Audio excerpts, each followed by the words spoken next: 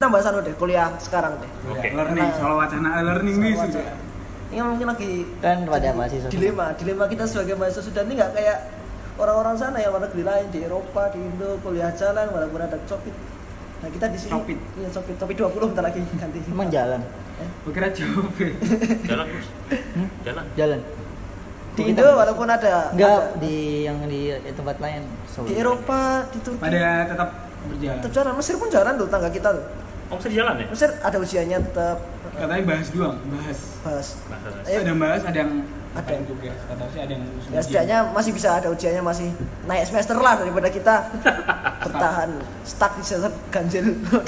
semester Jadi gimana nih? Gimana? Menurut ente yang sekolahnya internasional. Kebalik, saya nanya Oh. ini dulu, narasumber yang kelas internasional dulu. Nah, gimana Mas? Internasional dulu nih. Ah, ah. internasional dulu, masa negeri sih? Gue tuh pengen nanya, biar kelihatan juga mas gitu. Bisa. Tadi udah ngambil alih ya? Udah ngambil alih ya terang kita ya.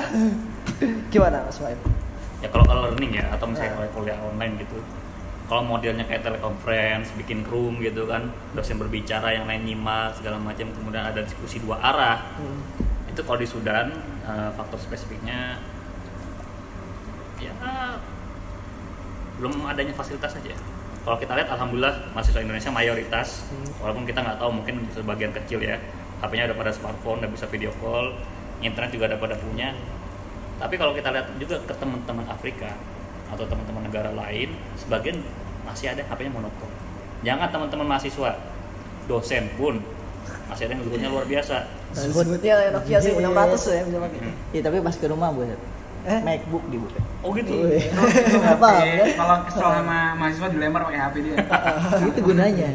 Keluarin lagi MacBook. Temen gua ada yang pakai HP-nya kecil segini. Mencetnya kan kecil banget tuh. Bisa buat ini headset. HP bisa buat headset. Iya. Rambutnya nggak kayak lu kan?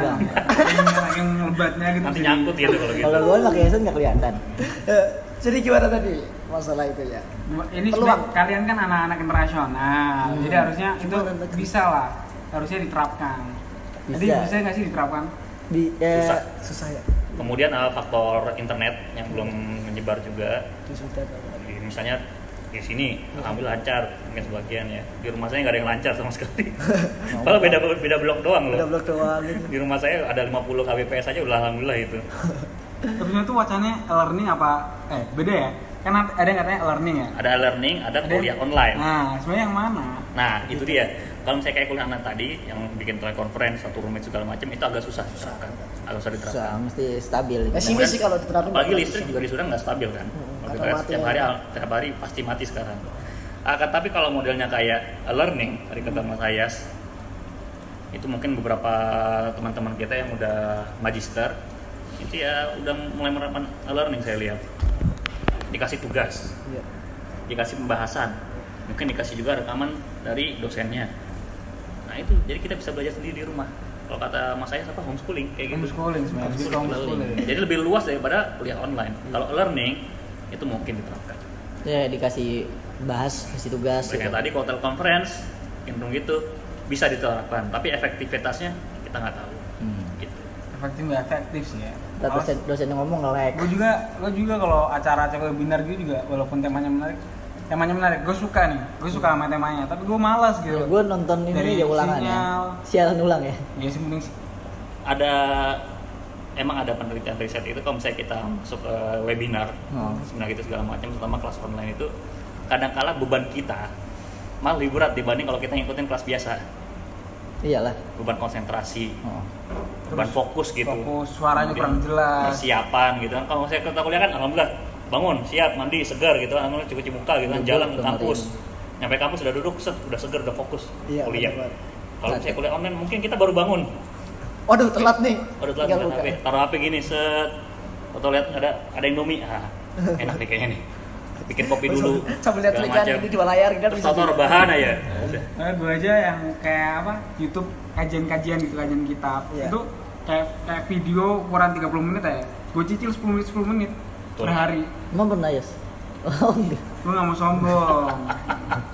Gue tahu Ayas ini syawal udah selesai. Itu sih kalau tadi di International University of America saya anggapnya begitu. Anggapan pribadi gitu. Iya. Gimana anak negeri mana anak negeri? Sebagai anak negeri saya tidak mau sombong, kita terlalu zuhud untuk menghadapi dunia. Ini negeri Tapi karena enggak, karena Om Durman kan udah katanya udah pengen uji coba duluan waktu itu sebelum Al-Quran beberapa minggu lalu. Ya nggak tahu sih lama resmi atau enggak, soalnya itu surat pemberitahuannya tuh kayak agak burem-burem gitu. Cuma intinya kayak ada taklim elektronik, kayak kalau belajar online sama taklim elektronik kayak agak beda deh definisinya. Itu ini e-learning kali. Ya maunya learning. Lebih learning. Iya. Bukan. Jadi pengen diuji coba juga, bukan diuji coba juga sih, kayaknya mau dites sama aja lah. Tapi ini Om Durman udah dahulu waktu itu ngumumin, soalnya katanya dia yang kuliah tipnya fakultas kedokterannya itu udah dicoba sekitar berapa tahun tuh. Om Durman paling progresif emang sih dibanding wisuda. Dan sebenarnya kan awal-awal bulan Juni juga Bu Intisar itu yang wazir Ta'lim. Wizarah Ta'lim Ali itu kan ngomong dia udah ada pengen uji coba di ke 6 universitas yang kerjasamanya sama Syabaka MTN sama provider MTN lah. Kenapa nggak sama Sudani ya? Soalnya nge-lag, Pak. Kartu duafa, kartu duafa. Sudah ini lumayan waktu itu. Mereka nggak tahu zaman. Iya, gua paham. Sudah ini 0, berapa pon tuh? 1 pon. Gua ada 1 pon. Yang pakai tanya jam 12 malam. Enggak. Kita 12 malam. Cuma zaman dimana orang nggak mau pakai Zen, nggak mau pakai MTN. Lu bisa download film pas lu cepet lah zamannya itu. Sekarang Nggak ada. sekarang Sekarang nggak ada 3 pon sekarang ada. Iya. sekarang saat Sama sekarang mending MTN ya 100 GB. Kalau ngomong soal Sombong bisa amat apa orang enggak ini. nih ya, e-learning ya. Efektif nggak efektif. Tapi bagi gue sendiri udahlah. Selama ini kan gue juga belajar di rumah. Paling sesekali kita ngampus lah. Gue ngampus saya biar gue dapat vibe-nya aja. Bosen di Dapat rumah. suasana kuliah, kita tuh masih mahasiswa Suasana gitu kuliah. ya. Karena gue tuh kalau lama nggak kuliah, ketika datang kampus tuh kagok gue.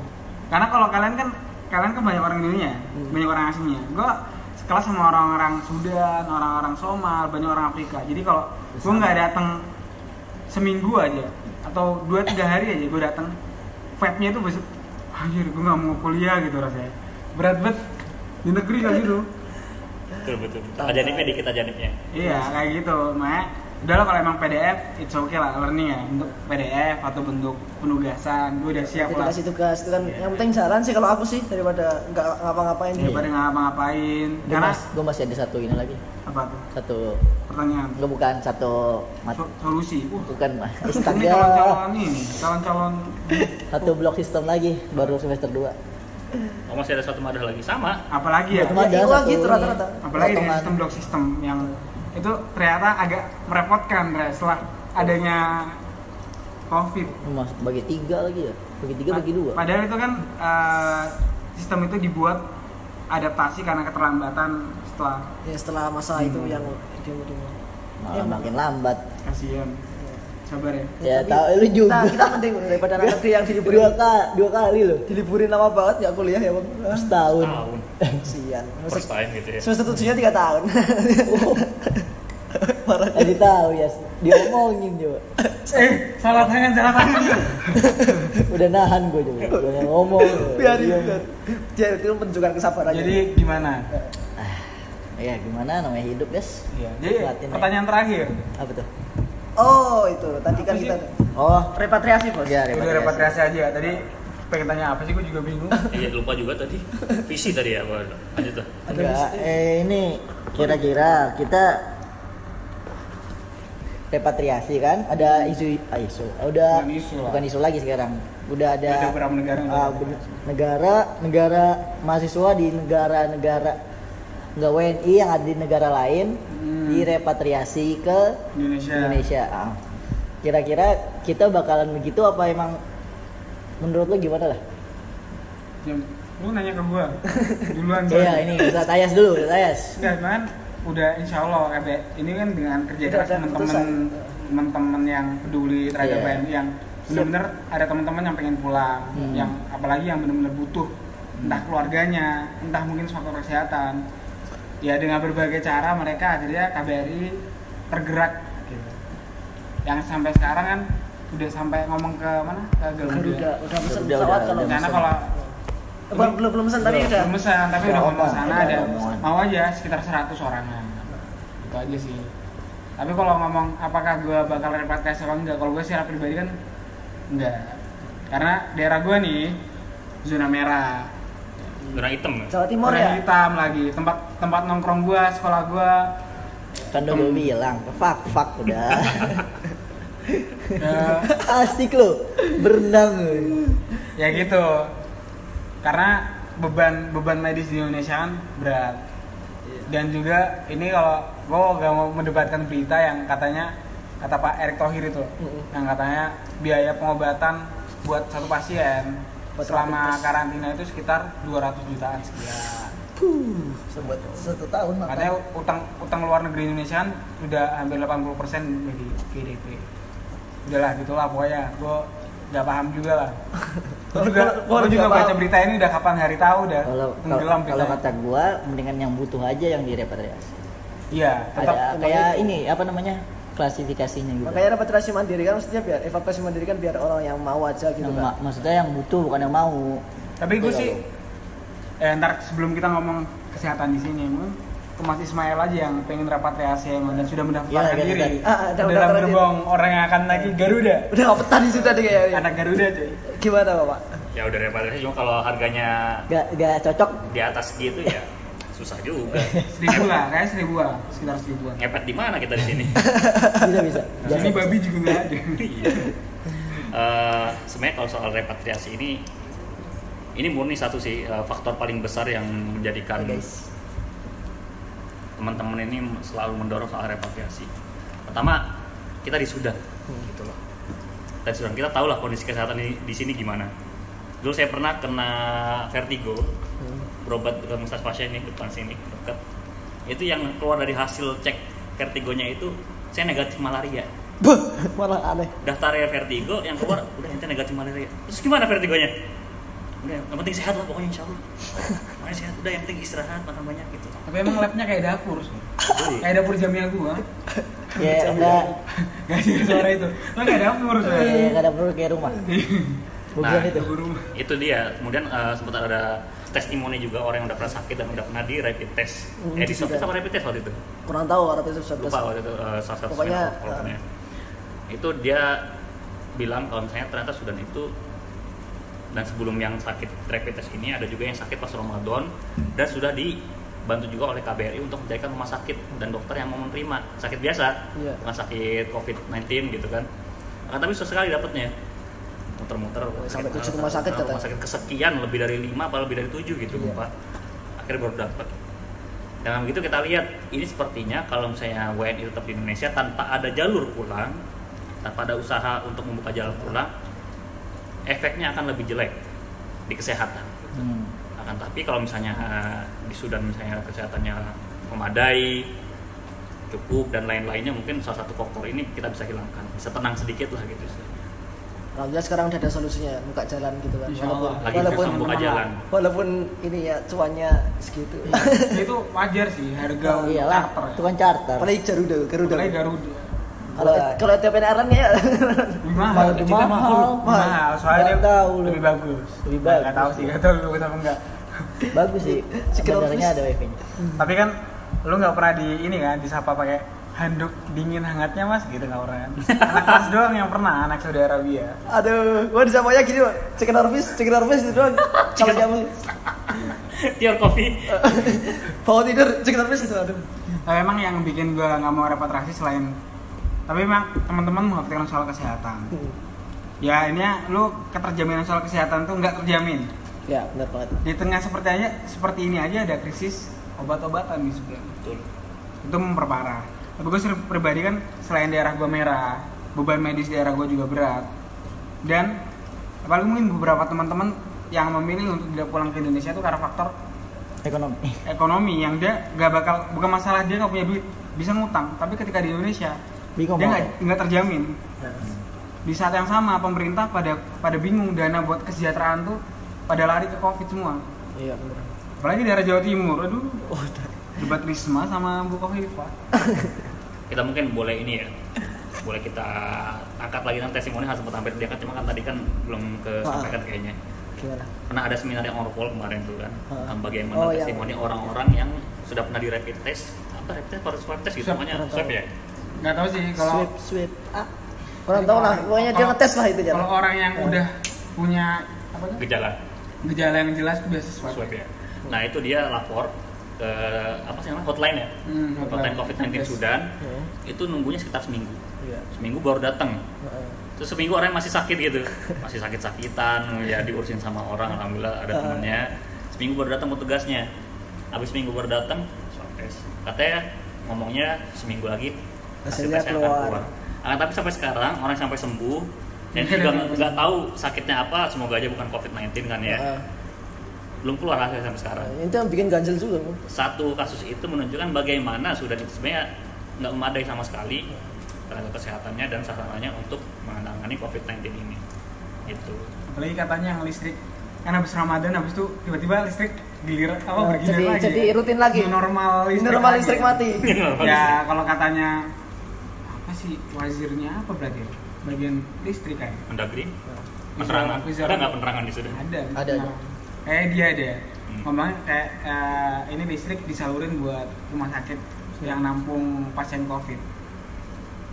Kayak gitu lah. Entah kalau bisa dia ngomong bohong apa enggak ya serah lah. Apalagi yang sekarang kan soal keuangan Sudan kan parah. Itu Wizarah Maliyanya, Menteri Keuangannya pada pinjam sana pinjam sini, kerja sini gitu.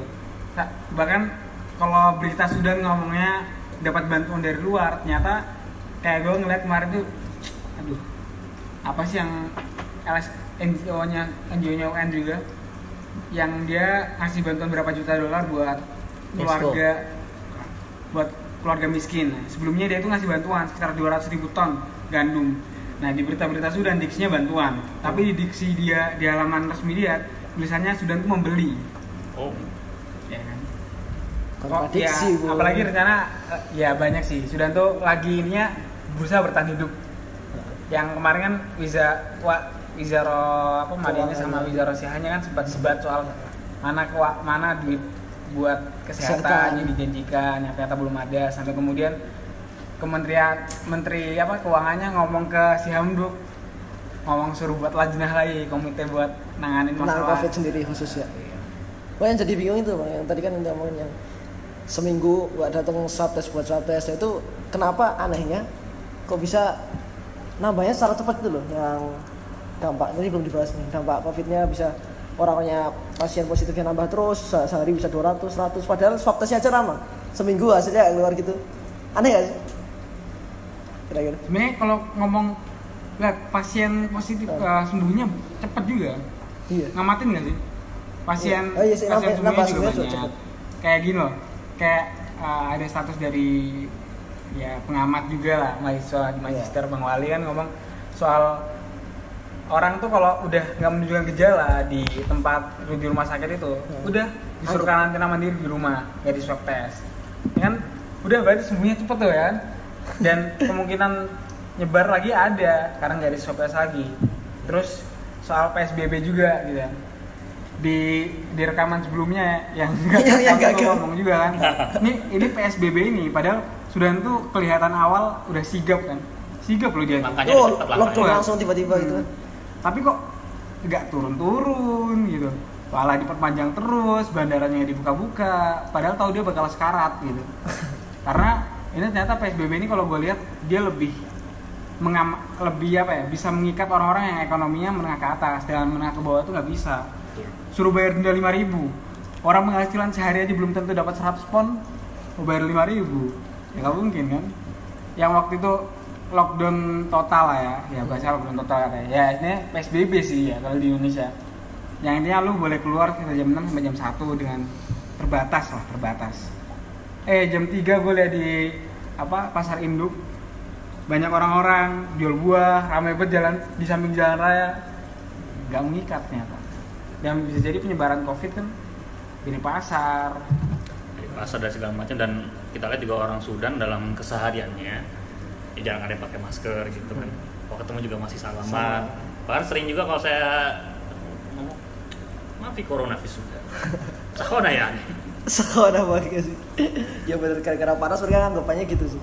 Corona nggak bakal hidup di sini. Soal tadi kenapa swab test ini dan kenapa tetap naik terus gitu kan? Kalau alam ya kenapa ya bisa begitu? Aneh. Kalau alam anehnya Oh sih ganjel aja sih gitu. Nah, tapi mungkin kalau misalnya kita bisa ada salah satu perkataan orang yang waktu itu kita jadi pas swab test itu kita kan nelponin hotline-nya kan ya. Itu testimoninya dia nelponin tiap hari dan nggak setiap hari itu maksudnya diangkat. Nelpon tiap hari berapa kali gitu nggak diangkat. Gitu nelpon besok datang gitu. Kemungkinan ini ada semacam apa sih istilahnya ya? Penyeleksian orang-orang yang mau di swab test. Kalau dia mungkin dari profilnya, misalnya dia masih muda, masih gejalanya belum parah-parah banget, itu mungkin masuk prioritas terakhir swab test. Benar. Nah, ntar kalau misalnya orang yang udah tua nih, resikonya gede kalau kena swab test, baru datengin. Itu mungkin dari wujud dari keterbatasan sarananya itu dan alat. Masalah. Sakit-sakit orang susah lah ya. Iya, kemarin gue bilang sih kenapa kok di end podcast ya. Iya. Promosi dulu ya, promosi. Untung Kita sebagai channel yang lebih besar. Podcast. Gue juga bilang gitu, ya. Yang dikhawatirkan sama orang Sudan kan salah satunya keterbatasan itu, sangat terbatas. Dan lambat, mereka pasti prioritas doang tuh. Sayang sih. Apalagi kita WNA di sini. Dan itu bisa jadi nggak prioritas juga, karena yang jadi prioritas adalah WN Sudan. Soalkan.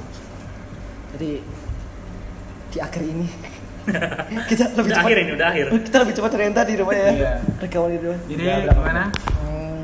Ya, ya, 20 menit. 36. Weh, tadi tuh hampir sejam loh. Sejam malah. Jam. Jadi seperti itu. Iya. Mas Ayas atau Mas Ismail Ada pesan terakhir? Gimana saya? Tentu enggak. Ini tadi 1,5 gelas masih penuh, guys. Tadi isinya masih Pepsi. Sekarang Fanta. Apa? Sprite. Sprite-nya udah habis. Jadi gimana, ada pesan terakhir seperti tadi yang disampaikan? Tadi kan pesannya keren banget, bisa ngulangi yang keren gitu. Kasih tahu lah. Pesannya bara banget ya, nyamain komentar dari dalam hati banget nih. Kasih paham. Mas Bos ngasih pesan kayak gitu tuh. Gue kedengarannya tuh kayak anak umur 19 tahun apa 20 tahun yang postingannya isinya nikah. Sampaikan keluh kesah Anda. Sampaikan. Padahal udah 30. Nikah udah. Ayo kita sambat bersama-sama. Gimana? Kenapa ya? Enggak, intinya sebenarnya rencana end podcast selanjutnya itu sebenarnya nikah beda warna. Beda bendera. Parah. Nikah beda bendera. Beda nasional Beda warna. gitu. Enggak. Awas ini Beda kalimatnya. prinsip. Beda kelompok. Beda kelompok. Beda. Iya kan? Beda warna dong. Beda aliran gitu maksudnya. Iya. Kalau beda warna Parah banget. Beda warna part. Sekali lagi ya. Beda warna itu loh. Apa? Bisa ditit ya. Itu apa ya? Iya Masih gitu paham? pokoknya. Dulu tuh di Sudan tuh ngajarin soalnya hidup. Oke, hidup. Bahwasanya kita itu nggak selamanya romantisme hidup enak dan sebagainya. Yang dulu gue ini impikan lah soal lu ke Sudan bakal seperti apa, terus lu bakal nikah di umur berapa, ternyata tidak terjadi. Teman-teman gue yang ngomong bakal nikah umur 30 tahun, nikahnya duluan umur 24, 25, 23 gitu loh. Mereka ternyata tidak menjaga komitmennya. Apalagi saya. Tapi gitu loh. Kalau kalian di Sudan tuh bisa melewati fase kayak kita di Covid, gue ngeluh. Siapa sih nggak ngeluh di Sudan gitu loh. Tapi yang jelas di Sudan tuh lo diajarin untuk, kalau kata Mas Ismail yang sebelumnya di video sebelumnya, ini semua bersumber pada video sebelumnya. Jadi soal visi lu bisa berubah. Tapi yang jelas visi lu itu pasti baik kalau gue sendiri ya. Jangan sampai lu nggak punya visi, karena kalau lu nggak punya visi itu, kalau gue secara pribadi, lu nggak usah jadi orang idealis amat lah. Tapi lu harus punya prinsip, beberapa prinsip penting yang lu pegang. Tetap jadi orang baik. Lu boleh lah secara pribadi lu itu kelihatan buruk, tapi lu harus bermanfaat untuk orang lain di satu sisi. Sudah tuh ngajarin gitu. Lu peka, lu ya kan, lu temen lu susah, lu terpaksa. Awal tuh terpaksa bantu. Tapi akhirnya pola kehidupan itu tuh ngajarin kita. Terbentur menjadi. Teman ngeselin, lu hidup di Sudan tuh nggak mungkin. Hidup pribadi banget tuh nggak mungkin. Pasti hidup tuh harus berteman. Ngeselin tampol. Ngeselin, akhirnya lu paham Sudan tuh memang ternyata ngajarin banyak hal. Dari lu kesel sama lingkungan Sudan, orang Sudan, sampai lu memahami karakter temen lu. Begitu pula ketika gue yang kemudian ngomong soal nikah, kemudian ternyata Padahal enggak ya? Padahal belum. Belum. Oh iya belum. Jadi 2016. Dari 2016. Udah 4 tahun loh. Dia ngomong gitu. Ya, setelah itu gue punya visi ininya, lo kalau nggak bisa menghadapi Sudan tuh harus dihadapi lo. Lo nggak bisa menaklukkan Sudan. Kalau gue sih dinikmati. Gimana? Dinikmati. Dihadapin. Nah gitu, kayak kalau jadi peselancar kan lo menghadapi, nggak menikmati. Gue menikmati coy, walaupun gue stres. Lo stres juga kan? Kenapa? Kelihatan ya. Makin nunjuk lagi. Bawa temen. Ya itu. Ya gambaran gue soal pernikahan tuh ternyata tidak segampang itu setelah gue ada di Sudan. Ya. Sabar. Kenapa ini jadi sesi menikah? Besok kita carikan calon ya. Ini Gue dikira bucin bet. dan kelihatan dari hati ini. Iya nih kalau jangan ngomong nikah dia. Jadi besok kalau mau daftar ya tinggal kontak Ayah saja. Ini eligible, jomblo high quality. Available. Temen-temen. Kapan aja hayu. Ustadz Hakim Al-Ansori Ya. barusan loh. Iya. Jabat undangan. Ininya ya udahlah, lu let it flow, tapi lu harus punya visi, lu harus punya prinsip-prinsip hidup. Karena Petra Sihombing ya. Gue dengerin lagu dia soal judulnya Biji apa? Tadi Petra Sihombing. Tadi Petra Sihombing Ya, maksudnya. Ini. Oh ya. Dari video pertama baru Petra ketawa. Sihombing. Jangan ada manfaatnya ngulang rekaman jadi tahu dia. Jadi dia di lagunya itu punya pesan. Apalagi gue kan dengerin dia soal dia punya masa frustasi dalam hidup lah. Mungkin tuh jadi dia alasan dia buat lagu itu soal lo ditanyain soal lulus, ditanyain soal nikah, soal anak, soal lo punya rumah dan sebagainya lah. Ini hidup tuh seperti itu. Makanya lo kalau nggak punya visi misi hidup dalam nggak usah muluk-muluk visi misi hidup. Lo berbuat baik dan sebagainya. Tapi yang jelas harus punya prinsip gitu loh. Biar lo tuh ketika kehilangan pijakan, lo tuh masih punya temen yang baik. Jadi ketika temen lu ngingetin, oh iya gue punya prinsip, gue harus baik hidup walaupun gue berantakan.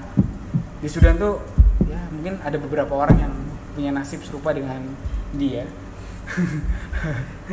Siapa aja. Nasibnya emang gimana? Ya gitu. Ya gitu lah. Kalau mau kita bikin episode lagi ya. Oh siap. Ya udah gitu aja. Mas Ismail aja lah. Oke gantian dong. Males banget nih sesi bucin. Lu yang ngomong sendiri, ngomong nikah sendiri. Tadi disuruh. Apa ya? Nanti dicarikan. Nanti kita bantu carikan ya. Gue udah punya, santai. Udah punya. Oh, mantap ini. Ya lu dong, disapa dulu ya. Gak usah. Gimana Mas Mail? Nasihatnya. Kan ayat kan bicara tentang visi segala macam. Kalau saya pengen menekankan gini, mungkin visi kita, contoh kalau saya ke Sudan ini kan visinya mungkin ada yang pengen lulus dengan bawa pengetahuan agama yang akan berguna di masyarakat nanti gitu contoh.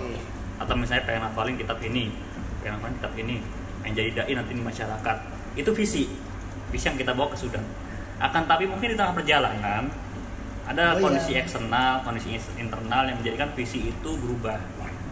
Kondisi orang kan beda-beda, struggle-nya beda-beda, perjuangannya beda-beda. Bisa jadi misalnya butuh ekonomi, bisa jadi faktor keluarga, bisa jadi faktor kayaknya ini nggak cocok buat saya setelah dia berusaha bertahun-tahun bersadar kayak gitu. Maka kalau udah kayak gitu, nggak apa-apa kita yang namanya revisi visi itu nggak apa-apa. Visi. Ini lu berasa apa aja? Lu buat semacam skripsi gitu kan? Penelitian terhadap diri sendiri. Gitu jadi. Observasi mandiri. Selama tadi benar kata Mas Ayah, selama ada prinsip yang dipegang, misalnya bermanfaat untuk masyarakat, Umat. berbuat baik kepada orang lain, prinsip-prinsip kayak gitu itu adalah nilai-nilai utama yang harus dipegang bagaimanapun visi berubah ke depan nanti. Pokoknya umat lah ya saya. Lu jadi sampah di Sudan, insya Allah selama lu punya prinsip berbuat baik. Jadi berlian. Siap. Kan bisa daur Sebenarnya ulang. gak berlian juga ya, sedianya itu bisa jadi gorengan gitu yang dimakan orang. Dan satu lagi, jangan sampai orang yang mengubah visi itu kita anggap macem-macem gitu istilahnya. Nah, karena kita nggak tahu kan yang dia lalui itu apa aja, segala macam apa aja yang mengharuskan dia untuk mengambil jalan lain, atau mungkin dia udah bersiap-siap sedemikian rupa, udah ada persiapan matang gitu contohnya. Nah itu yang harus kita pastikan, bukan kenapa dia mengubah visi, kenapa sih lu mengubah visi lu, bukan yang masih begini-gini nih. Ini kalau kayak artefak man. Artefak Penuh dengan perjalanan. Jadi sebenarnya ini pesan-pesannya bukan gimana-gimana ya, ini hanyalah Perjalanan hidup. ocehan hati dua mahasiswa masa paling lama. Iya sih, ternyata di Sudan tuh nggak hanya, pokoknya hidup lu nggak cuma soal panas. Bahkan kadang dia gini, temen lu kadang punya kesusahan loh, soal adaptasi dan sebagainya. Nah, kalau lu udah banyak terbentur, lu punya banyak insight lah dalam hidup, dalam memandang orang. Di Sudan tuh orang nggak hanya soal yang belajar agama, Ada orang yang kemudian terjatuh, di sini pelarian, di sini juga belajar dari umum, kemudian susah sudah beradaptasi lah. Kalau lu jadi orang yang lempeng-lempeng aja di kuliah lu pasti bilang cuma orang males gitu, nggak berusaha. Tapi ternyata banyak faktor dalam hidup yang kemudian buat orang tuh wah dia kehilangan pijakan. Yang penting pastiin dia punya visi itu aja. Punya visi, punya prinsip lah, punya hidup. Harus tahu mau kemana gitu. Kita sebagai maba sangat-sangat termotivasi ya Ustaz.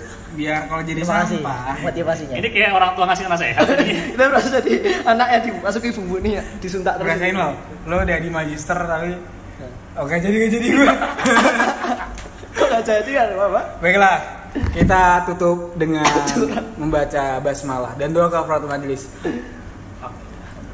Wassalamualaikum warahmatullahi wabarakatuh.